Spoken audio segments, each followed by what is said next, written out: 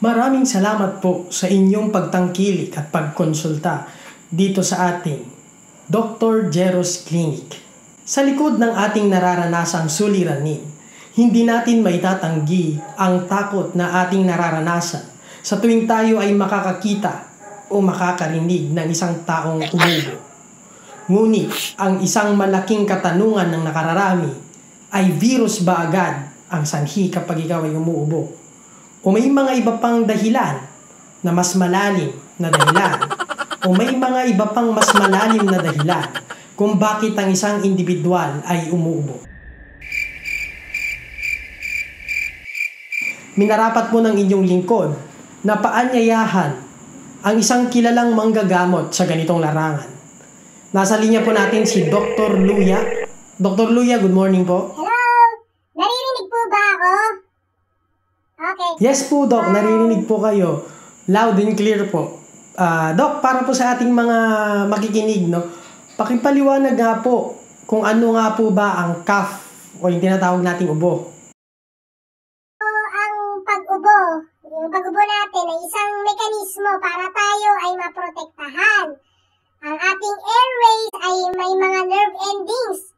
Diyan na nadidetect kung merong tinatawag nating chemical o hindi man kaya ay mechanical signal. Ang mga signal na ito ay pwedeng mga usok, allergens, dust, bacteria, mga chemical at kung ano-ano pa na pwedeng makasama pag pumasok sa baga natin. Kaya tayo ay umuubo ay para hindi makapasok yung mga to. Doc, maaari mo po bang ipaliwanag sa amin kung ano naman po yung tinatawag natin na impaired cough or yung impaired coughing mechanism po? Yung impaired cough naman ay yung kondisyon kung saan impaired o walang kapasidad ang isang tao na umubo. Okay? Ito yung mga stroke patients na hindi kaya umubo, mga na-aksidente na sobrang in pain, hindi kaya umubo. Doc, mabalik po tayo dun sa tanong ng taong bayan kanina, no? Lahat po ba ng ubo ay dahil sa virus na ating sinusugpo sa ngayon? Nako, Jero, hindi naman, no? Pero pag inuubo ka, kailangan nakatakip yung bibig. Siyempre, dapat lagi ka ding nagugas ng kamay.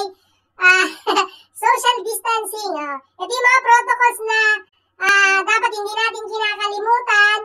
May mga tips ako para mawala yung agam-agam ng mga manonood at para mas mabilis matukoy kung anong sanhi ng ubo nila.